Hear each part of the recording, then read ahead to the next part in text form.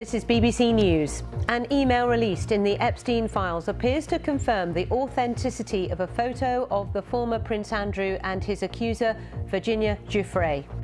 We're really proud of our sister. I think that it is a vindicating moment, but we also want to use this as a moment to remind people to believe survivors. Plans to release files surrounding Lord Mandelson's appointment as US ambassador have been approved by MPs.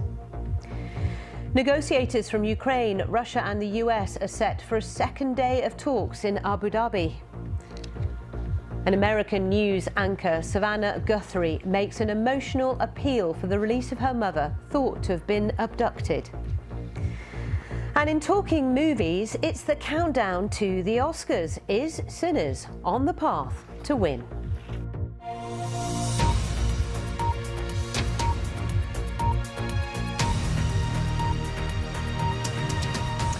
Hello and a very warm welcome. I'm Sally Bundock. We begin with the revelations from the Epstein files. The brother of Virginia Giuffre says his sister has been vindicated after a document emerged which appears to demonstrate the authenticity of the widely publicised photograph of the former Prince Andrew with her when she was 17. Andrew Mountbatten Windsor has previously stated the image may have been doctored. Seemingly from Ghislaine Maxwell, it appears to confirm that this photograph of Andrew Mountbatten Windsor with his arm around his accuser, Virginia Giuffre, is real. New details of his links to Jeffrey Epstein have also emerged, including a letter from a lawyer alleging the pair once sought an exotic dancer for a threesome. Andrew Mountbatten Windsor has always denied any wrongdoing. Paddy O'Connell from BBC Newsnight spoke to Sky and Amanda Roberts. They are Virginia Giuffre's brother and sister-in-law. The email itself is incredibly important. I think it's also really important to note that it truly does vindicate Virginia. It shows that not only was she not lying this entire time, even though many people across multiple countries indicated as she was, that it does vindicate her, that she was telling the truth. And not only did Ghislaine mention that the photo was real, but she also mentioned that it was in the same house that Virginia had mentioned. So it's a moment where we're really proud of our sister. I think that it is a vindicating moment, but we also want to use this as a moment to remind people to believe survivors. This is a really strong moment for us to take a look in the mirror and ask ourselves, what have we missed this entire time? Why didn't we believe this truth teller? Amanda, how does it contrast with the account given by Andrew, the former prince, to this programme, when he said he was sure he wouldn't have gone upstairs in Ghislaine Maxwell's house when it was him, but it might not have been his hand, and that he had no recollection of meeting a woman who looked like Virginia Giuffre or who was Virginia Giuffre? You know, every time I'm confronted with what Andrew says, I'm always reminded of this quote that Virginia says. He knows what happened, I know what happened, and I know that only one of us is telling the truth here, and I know that that's me. And it just further solidifies that she was so solid in her conviction in the truth that, it just rings in my ear every time I hear how his accounts, every single time he speaks, are discredited. His story seems to fluctuate every time he tries to explain what happened or what didn't happen. And we're seeing right now in the files further incriminating photos and documents against Andrew. So it just furthers that moment of like, we dropped the ball and we should be reopening an investigation against Andrew. I wonder, can you comment from your side as the family on the pace of events? Because hers was a very lonely voice for a very long time. And now, to be honest with you, our heads are spinning at the pace of revelations coming from the Epstein papers. What's it like to be you receiving this pace of information? It's a whirlwind. I think this moment I felt a moment of like such overwhelming emotion because I wish that she was here to see this. She fought so hard and so long against all odds, and she still was just so. She was so strong for everyone, not just for her, but for her survivor sisters and every single survivor who has been discounted.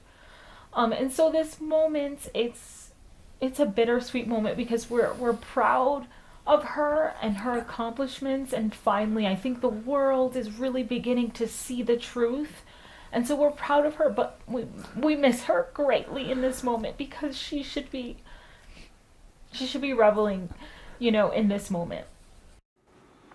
Skye and Amanda Roberts there. They are Virginia Giuffre's brother and sister-in-law speaking to Paddy O'Connell on BBC Newsnight. Well, one of the survivors of Jeffrey Epstein says she is glad to see the UK's attempt to try and hold those associated with him to an account. In an interview with the BBC, Ashley Rubright said that she felt vindicated when she saw action being taken in another country other than the US, and that she disagrees with President Trump that the US needs to move on from Jeffrey Epstein. She also described what the past few months have been like for survivors like herself. I cried yesterday when I found out that Andrew had officially moved out of the house. It's just an indescribable feeling. President Trump just recently said on Tuesday that the country should move on from Jeffrey Epstein. In exact words, get on to something else. How do you feel about that? Sorry. I don't agree, obviously. I think it's very insensitive. I just think everybody needs to do better in this administration, including his messaging. What is it about his messaging that doesn't sit right with you? It's very dismissive, and we've been dismissed for the past 5 administrations. And we've gotten so far, and we are fighting so hard. They could be done with it if they just did the right thing, honestly. If they just released everything, prosecuted people, we'd go away. We don't want to keep doing this. We wish the country would move on. We wish we could move on, but we can't. Do you think there has been enough accountability from people here in the US, including the administration, or do you still think there's a long way to go? I know there's a long way to go. I would go as far as to say the leaders in the past 5 administrations should be brought in and questioned. There has definitely not been enough accountability. Absolutely not. Can you sort of describe to us how the last few months have been? How have all of you been processing this? It's being re-traumatized daily. We can't, we're consistently on guard, waiting for the next piece of information to drop, or, the next breaking news, or just to see one of their faces. In the end, Ashley, has this entire process, has it been worth it, you think, so far? So it is worth it, completely worth it. I have kids, they're going to have kids. There's children that are being abused and exploited and trafficked right now because people keep getting away with it. The way these documents were released and the failure to sort of redact some identities, how did you all sort of handle that? I'm heartbroken for the girls whose information was released. That's such a huge violation of one of the most terrible moments of their lives. We didn't choose this fight. We would have much rather have just been moms, or, gone after our careers and him just be a distant memory. But, we weren't able to heal in peace. So now we're screaming in public because we don't have a choice anymore. Ashley Rubbright there, also speaking to the BBC. Well, Sir Keir Starmer is facing increasing political pressure about the decision to appoint Lord Mandelson as the UK's ambassador to the United States, despite knowing about his links to the late sex offender Jeffrey Epstein. The government had wanted to limit which documents relating to the decision were released, but now in the face of a mutiny from Labour MPs, it's being forced to disclose further information. Our political correspondent Harry Farley has more. It's over. Starmer in grave peril. A brutal set of newspaper front pages for a Prime Minister battling to restore his authority and credibility. Plenty of his own MPs are furious after Sir Keir Starmer confirmed in the Commons yesterday he knew of Lord Mandelson's relationship with Epstein when he made him US ambassador. Should he step down? I think that he needs to think very hard about what is in the country's best interest. So yes. And what is in his party's best So interest. it's a veiled yes. That silence is deafening. Many other Labour MPs blame the Prime Minister's Chief of Staff, Morgan McSweeney. The Prime Minister has been badly advised, badly supported. It's a point I've made to him in person. And I think that there needs to be change there because... You think some of his advisers should go? I think some of his advisers need to be changed because we've had too many mistakes where we've had to do U-turns. But opposition parties put the blame and the focus back on the Prime Minister. Fundamentally throws into question the Prime Minister's judgment. And you've got this sense in the House that it's very unclear whether Labour MPs feel that they can trust him anymore either. There are huge questions around the judgment of the Prime Minister, who is ultimately responsible for the appointment of Peter Mandelson. I understand why they're not feeling great about being a member of the Labour Party tonight. There are some Labour MPs sticking up for Sir Keir Starmer, but those are smaller in number than you'd expect for a government that won a thumping majority of MPs just 18 months ago. Many of them now conclude that time is running out for a Prime Minister already trailing in the polls and with questions over his leadership that are not going away. Harry Farley, BBC News in Westminster. Let's get some of the day's other news now. The last nuclear arms control agreement between the United States and Russia has expired 16 years after signing, sparking fears of a new arms race. The New START treaty had limited each side to about 1,500 long-range warheads. The UN Secretary-General said the expiry of the treaty was a grave moment for international peace and security. Iran's foreign minister says nuclear talks with the US will happen in Oman on Friday. It follows speculation the US would withdraw from the meeting if the venue changed from Turkey. With heightened military tensions between the two rivals, both have been talking up the prospect of a meeting on Friday. President Trump says his administration could use a softer touch on immigration after his government withdrew 700 federal agents from Minnesota. Tom Homan, the man in charge of the anti-immigrant drive in the state, said much of the focus would now be on those already in jail rather than the sweeps that have led to the killing of 2 protesters. An appeal is being made by the UN's Human Rights Agency for funding to stave off what it calls the most serious financial crisis in its recent history. It's expected to ask for a total of around $400 million in voluntary contributions from countries. The United Nations as a whole is facing significant budget cuts. Still to come. It's the countdown to the Oscars. Is Sinners on the path to win? We've got Talking Movies in a moment. Around the world and across the UK, you're with BBC News.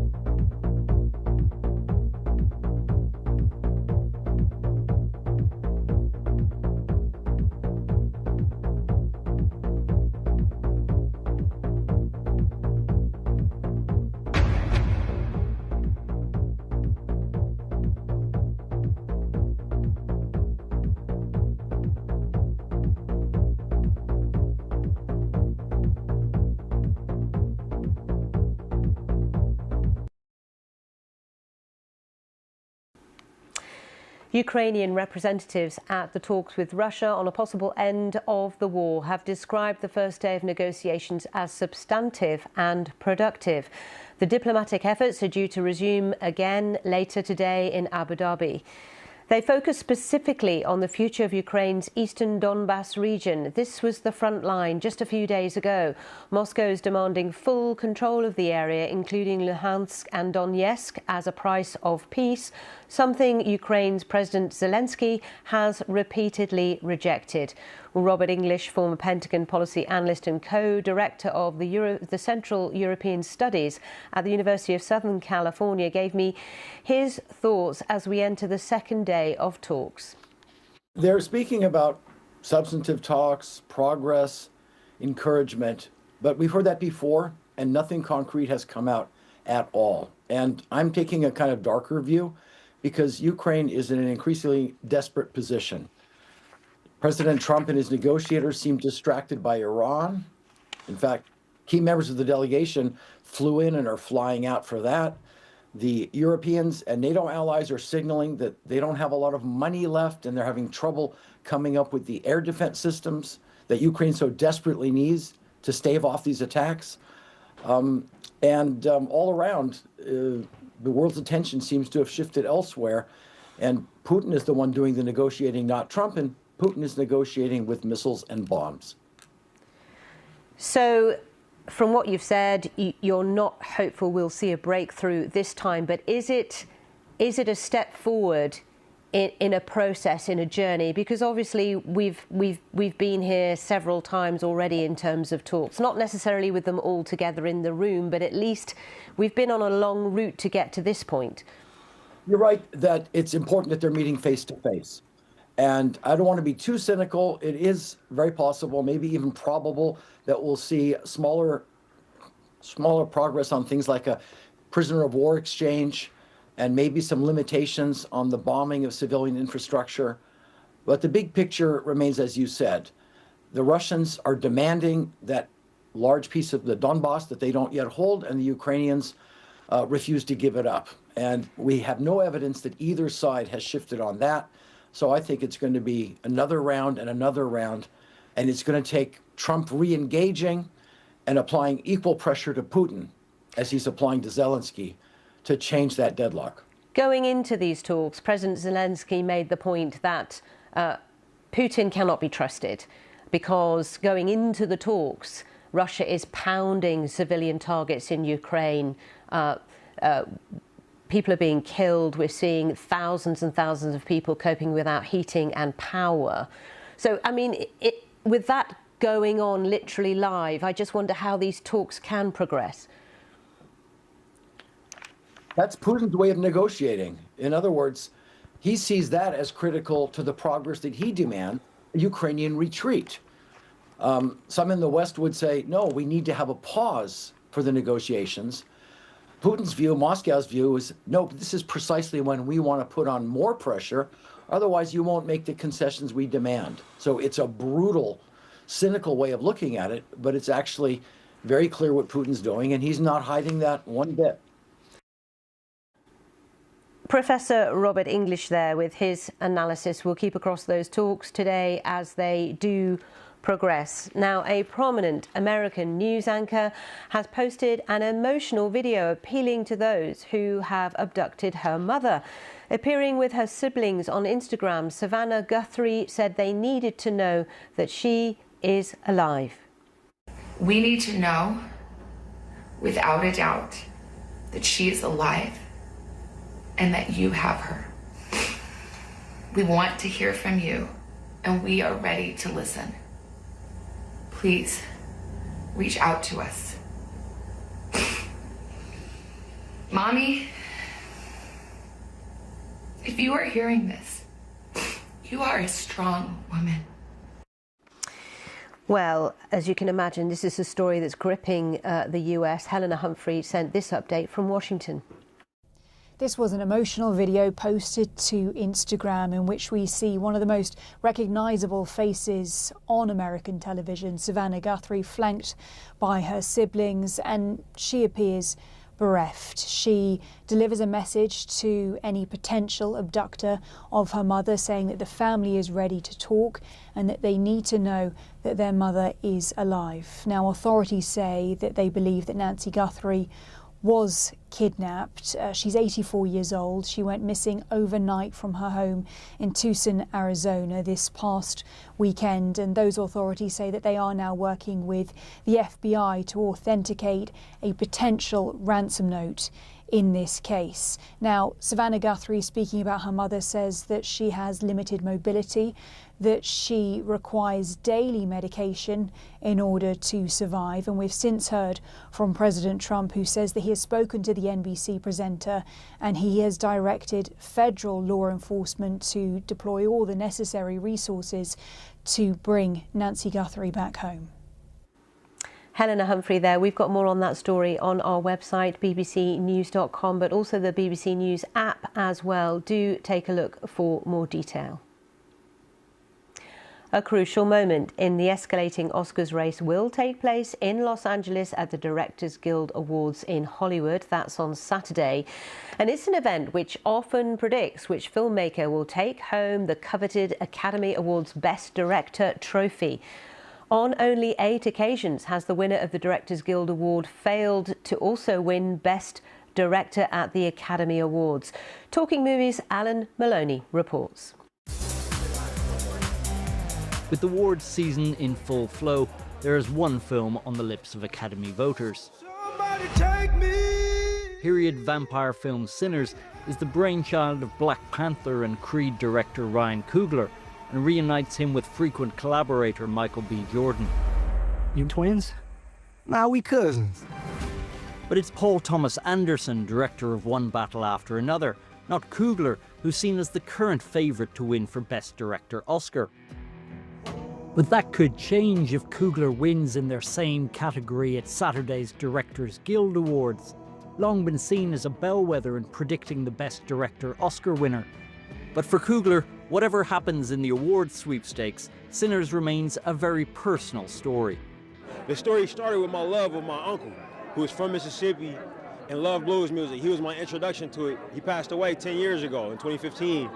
And after he passed, I found myself listening to the blues records that I would listen to with him as a way of processing it, and that transformative power of that music and the ritual of listening to music to trigger nostalgia for a loved one was what gave me the idea for this movie. Sinners had been predicted to do well in terms of nominations, but its record-breaking tally of 16 has exceeded the dreams of even its biggest supporters. Not bad for a film originally released last April and marketed as more of a crowd-pleasing blockbuster than a worthy Oscar drama. One of the next major steps on Sinners' Oscars juggernaut will be here, London's Royal Festival Hall, where the BAFTA Film Awards will take place in just a few weeks' time. Sinners has secured 13 BAFTA nominations to go along with its record Academy Award nomination haul. And for a film that was seen as something of a risk by its studio Warner Brothers, it's rapidly becoming a major awards contender. With its record number of Academy Award nominations, Sinners is the movie with the most momentum heading into the awards campaign season. And if Coogler does win an Academy Award for Best Directing, he will make history as the first black filmmaker to do so. Alan Maloney, BBC News, London. And of course, as awards season progresses, we've got it all here on this programme on the morning. Often the results and the announcements and the winners and the losers is all happening in the hours ahead of this show. So stay with us as we keep you across how things go as awards are concerned. Now, a rare Rembrandt drawing of a lion has sold at auction in New York for nearly $18 million. The 17th century artist, then in his mid-30s, is thought to have rushed home to sketch young lion resting after seeing a rare live animal in the Netherlands. The young lion is still sitting still, but gazing onto something beyond the frame, and the rare depiction shows a better understanding of the animal, while earlier Rembrandt's studies appear more imagined. Proceeds from the sale will go to the Panthera, which is a conservation charity. And while we're at it, let's update you on the iguana situation in Florida. The Wildlife Commission is saying it's managed to cull more than 5,000 of the invasive reptiles during the recent spell of unusually cold weather. Low temperatures put the reptiles into a state of paralysis, causing them to fall out of trees where they shelter. And the Wildlife Commission allowed Floridans to temporarily collect them without a permit so that they could be humanely culled. Stay with us. We've got Business Today next, the latest on Nike, an investigation and other top stories. See you in a moment.